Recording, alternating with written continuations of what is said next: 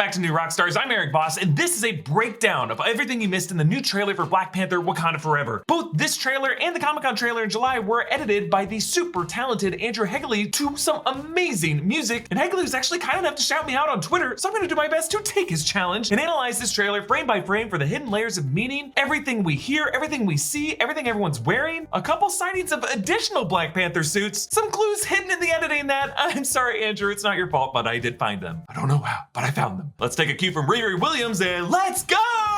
The trailer opens on Shuri holding T'Challa's helmet during his funeral ceremonial march. All the Wakandans are wearing white, which as we saw in the 2018 film, is their color of mourning. Ramonda holds Shuri's hand to comfort her, while Shuri for now remains hooded, the way her character in this trailer is masked. Her earrings look like tusks or horns, maybe claws or fangs of a giant panther. Probably not real bone taken from any living animal like the Wakandan rhinos, because Shuri would never. They're marching toward this garden region of Wakanda with a gate flanked by stone carvings of two people. On the left, that's Bashenga, founder of Wakanda, the first Black Panther. To the right is a female figure who might be his wife or his sister. Either way, a foreshadowing to the Black Panther legacy, moving on to a female figure close to the original Black Panther. And you'll notice how each of these figures have panthers at their feet, maybe representing Bast and Sekhmet. This would be the royal cemetery, the necropolis, maybe a representation of that green belt that T'Challa referenced in Civil War. In my culture, death is not the end. It's more of a stepping off point. You reach out with both hands and Bast and Sekhmet. They lead you into the green belt where you can run forever. Meanwhile, Namor paints a mural depicting Kukulkan, the feathered serpent deity from Mayan mythology. The way the Black Panther is an avatar of the Wakandan panther deity of Bast, Namor seems to be an avatar of Kukulkan. Ryan Coogler and his team are using real-world influences to create a fictional mythology, not to perfectly adapt any actual real-world mythology, but really the way Bast is inspired by the Egyptian feline deity of Bastet and Sekhmet, taking these real-world things to create something new. A close-up of Shuri a little later shows that she has ceremonial white face paint dots on her cheeks, her nose, and her brow that almost exactly match the dot pattern on the Black Panther mask revealed at the end of the trailer. Back in that cave, Namor is painting this mural in an aquatic cave that he must have access to. Now, as a mutant, he can live both underwater and on land. His skin is human colored because he is half human, born to a human sea captain, though his ears are pointed. Helping him paint is this blue hand. I'm assuming this is the hand of the blue skinned partner Namora. They're using paint and a palette made from a bisected shell, and Namora swirls her brush in a section in the shape of a heart. This section actually comes back in the cutout of vibranium that Riri hammers out as she forges her Ironheart armor. Now, the music throughout this trailer is an amazing track called Never Forget by Sampa the Great, featuring Chef 87, Tio Nason, and Nwanje. Sampa the Great is a Zambian singer and rapper. This is a tribute to a genre called Zamrock. Check out yesterday's reaction for a breakdown of what that is. But the opening words of this song are, "Who took the fabric, made that shit classic." This is Sampa the Great's way of reclaiming fashion and culture as having roots in her homeland. But in this context, it reminds us that the Black Panther mask and armor were a vibranium weave physically woven and constructed by one person, and that person is Shuri. She is the one who took this fabric and made this shit classic. Shuri crosses her arms in the Wakandan salute right over left, and I love her hand tattoo, looking like interconnected vibranium atoms, reminding us of her engineering insights in Infinity War. The structure is polymorphic.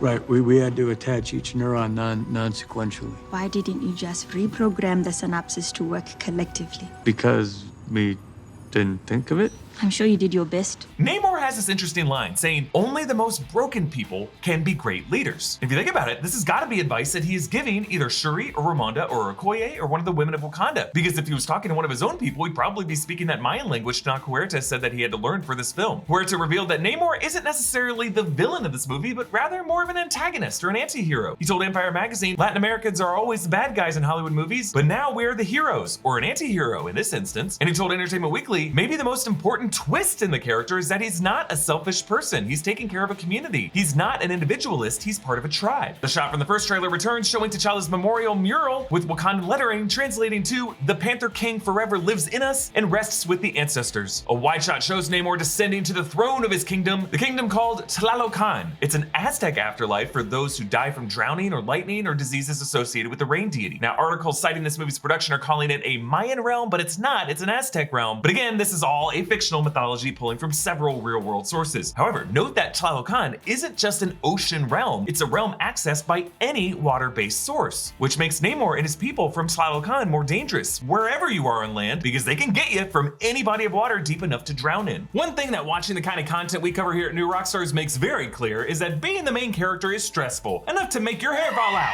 And for some of us, that's already happening without the stress of saving the planet hanging over our heads. If your hair is falling out and you don't want that to happen, you should use Keeps. With Keeps, you can get quality expert care without ever visiting a doctor's office or a pharmacy. Keeps offers generic versions of the only 2 FDA-approved hair loss products out there, but at half the cost of your local pharmacy. Though you never have to go to a doctor's office, Keeps has a network of expert medical advisors, prescribers, and care specialists to support you in making your hair goals a reality. Whether you're looking to prevent hair loss, stimulate hair growth, or just take better care of the hair that you have, Keeps has you covered. Hair loss stops with Keeps. To get 50% off your first order, go to keeps.com/newrockstars or click the link in the description. That's KEEPS.com/newrockstars. Oscar-winning production designer of the 2018 Black Panther film, Hannah Beachler, is back for this sequel, and she said for these underwater shots, she took visual inspiration from Steven Spielberg's Jaws and Close Encounters of the Third Kind, as well as Jack Kirby imagery, and you can see both here with a giant shark jawbone that forms his throne, and the way Namor descends in this beam of light, like the blinding light emitted by the spaceship in Close Encounters. If you look closely at that shark jawbone, it has been carved with Mayan figures, and its teeth look like they are made from vibranium. Tlalocan has its own supply of vibranium, maybe a chunk that broke off from that original meteorite, and it's likely why this human expedition is trying to get to them. Namor's headpiece is a feathered serpent, matching the appearance of Kukulkan. Costumer Ruth E. Carter is also returning, and she said that she had to test these feathered outfits by submerging them in water, testing these pieces so that they would look like a ballet, like the fish you see on National Geographic Channel. The editing of this trailer syncs with Namor lowering his staff so that it looks like it is he who is jabbing Okoye's spear in the clay of the Wakandan throne room, claiming it for himself, which is fitting because right when this spear hits, the trailer shifts to rapper Chef 187's break in the song. These lyrics translate to this. Lyrics referencing wearing the belt and the phrase, "All kingdoms and kingdoms belong to us." Now, if we align Saber the Great with the voice of Shuri in this trailer, Chef 87 would be the voice of the challenger Namor, cutting a promo, demanding the belt, defending his kingdom by demanding a second kingdom as also belonging to him. We see more shots of the Land Dwellers Ocean Expedition, deep sea divers, and armed contracted soldiers, never a good sign. These divers have a creepy shadow darting across frame in front of them. This ship is an Enviro Plus, a real-world vessel that assists in marine environmental services like oil spills. But these humans are likely threatening the people of Tlalocan, who we see climbing aboard and raiding the ship. There's a woman who retreats to a helicopter on the pad, shooting at them. How dare this woman? But I believe this is actress Lake Bell, a prolific voice actor who voiced Natasha Romanoff in episodes of What If, Vanessa Fisk in Spider-Man Into the Spider-Verse, and Poison Ivy in HBO Max's Harley Quinn. She's a fairly big name, and this film might have something major planned for her. We see the retreat from the Golden City up to the Jabari mountain tribe, high land to get away from the flooding, but this shot's VFX have been sneakily edited since the July version of the trailer, because now these aircraft carry some heavy crates with them. What are these? Are they supplies of vibranium, some equipment that Shuri's still working on? It could contain the components of her new suit, because we know that a new version of the suit will be unveiled in the snowy mountain location. Surrounded by his tribesmen and others from the Golden City, M'Baku tells them about Namor, saying his people do not call him a general or king, they call him Kukulkan, the feather serpent god. Killing him will risk eternal war. I love how animated Winston Duke is as a storyteller here, and one also wonders how M'Baku knows this information about Namor to brief the others. His words make it sound like Namor, as the avatar of a deity, bears some immortality or untouchable status, like killing him could unleash some war between the gods, like the fight we saw between Khonshu and Ammit and Moon Knight. But I don't know, I think it's more personal than that. I think M'Baku knew of a secret pact between T'Challa and Namor as fellow kings and avatars of deities, both of them pacifists struggling to keep peace among the more aggressive factions of their kingdoms. For T'Challa, that was probably M'Baku, but for Namor, that would be Atuma. So M'Baku is now warning, if you kill Namor, you're actually opening his shark jawbone throne to an even more hostile successor. This could even be why Okoye didn't do anything about that undersea earthquake that she referenced in Avengers Endgame. We again see Namor's underwater birth, where you can already see the little wings on his feet, but then as an adult, those wings are working overtime to flap him into the Golden City. And later shots show that he is floating over to the Wakandan throne room, where Ramonda and Riri Williams are staring him down as he flips up his spear to throw at them. This looks like a blow that's gonna be pretty hard for Ramonda to evade, unless Riri or Shuri might have equipped her with some vibranium nanotech that could very quickly emit from that necklace adornment. Yes, I think we all really need to see Angela Bassett in her own vibranium suit. She certainly earned one. We see more shots at the footage that was shown at D23. French soldiers raiding a Wakandan outreach center in Mali, trying to plunder its vibranium, but scientists reveal themselves as covert members of the Dora Milaje, including Michaela Cole as Aneka, who in the comics is a former Dora Milaje who leaves and forms a new team called the Midnight Angels, who in one storyline try to kill Dr. Doom for stealing Wakandan vibranium. She and other Dora Milaje slice the guns using their spears to deflect bullets and take down these soldiers. The D23 footage actually ends with the Dora Milaje marching these soldiers into the UN to shame the French delegate, who Ramonda is verbally sparring with. Namor and the other people from Tlalocan swim. One in the background rides an orca. Impressive. I could never even stay on the inflatable pool raft orcas. Namor confronts Ramonda on a tropical beach, which might be the same beach that we saw Nakia on with that Mayan pyramid, meaning this might be turf belonging to Tlalocan. Okoye stabs her spear through her car, one marked with Illinois plates. So this must be part of her recruitment or extraction of Riri Williams, who begins her story in Chicago. A quick shot shows Okoye's car, someone on a motorcycle, and Riri soaring above them both with her Ironheart armor. I assume this is her Mark I armor. More shots of Wakanda flooding, an attack from Tlalocan, inspired by the Avengers vs. X-Men comic when Namor, possessed by the Phoenix Force, actually floods Wakanda. Ryan Coogler told Entertainment Weekly that the power of water and waves had a deeper symbolic weight to this movie with the passing of Chadwick Boseman, saying there's that idea of grief and intense emotion feeling like it comes in waves. Sometimes a wave can take you away where you lose control of it. You think you're in control, but the water can always remind you that you are not. One brief shot shows Namor slamming down his spear. If you look closely behind him on the right, there is someone in a Black Panther suit fighting him or protecting whoever Namor's trying to stab there. Based on the silhouette as this Black Panther jumps, that looks like the new female suit, but in the shot of the mask, maybe it's just a resolution of the motion blur, you just can't really make out any of those signature dots on the mask. In fact, it also has pronounced silver eyebrows that don't really appear on the female mask at the end of the trailer. So this might be a completely different mask, contributing to my theory that we might actually see multiple Black Panther suits in this movie, maybe multiple female Black Panther suits. Namor uses his ankle wings to dart upward at Wakandan aircraft that fire on him, zigzagging in a way that looks like he's hopping across platforms like an American Ninja Warrior in an obstacle course. M'Baku must be part of this defense. We see him jumping from the water down at Namor in the previous trailer, and in this trailer we see him thumping his chest like a badass. It looks like there will also be an aerial chase between Riri Williams and her new Ironheart suit and some other aircraft. I think she's gonna build a Mark II armor in Shuri's lab in Wakanda because there's an overhead shot showing Riri working on that fragmented floor pattern that is unique to the lab. This Mark II armor has wing appendages that pop out the back and boot-mounted thrusters similar to Tony Stark's Mark 50 armor that he used to catch up to Spider-Man in Infinity War. We even see Riri in an Iron Man style heads-up display close-up, her head suspended in darkness, surrounded by her glowing interface. The text around her face reads max power, and there's a radar showing her chasing someone, and I love the coloring of all this. Tony's HUD was often a pale blue and white color, but Riri's is a bright red. Atuma leaps out of a river up at Okoye on a bridge. Again, any body of water anywhere poses a threat from Tlalocan. Nakia's suit shows an intricate pattern of green and blue. Green is the color of the Wakandan river tribe, but these blue pieces of her top are patterned to look like a central lake of Wakanda and a literal river that snakes through the green land of the country. This could represent Nakia being a river that links Wakanda to the ocean dwellers of Tlalocan. There's a very Jaws from the depths shot looking up at this Wakandan vessel. Merch releases tell us that this is called the Royal Sea Leopard, and we know it's going to be the setting of a major maritime battle. The final shot of this trailer shows the new Black Panther dropping out of a hatch. Actually, this is the same hatch T'Challa dropped out of in the first act of the 2018 film, but now they drop into the snowy mountain region of the Jabari tribe, and as they land, purple energy courses up through the legs to show the shock absorption. Remember, this is the technology Shuri invented with her sneaker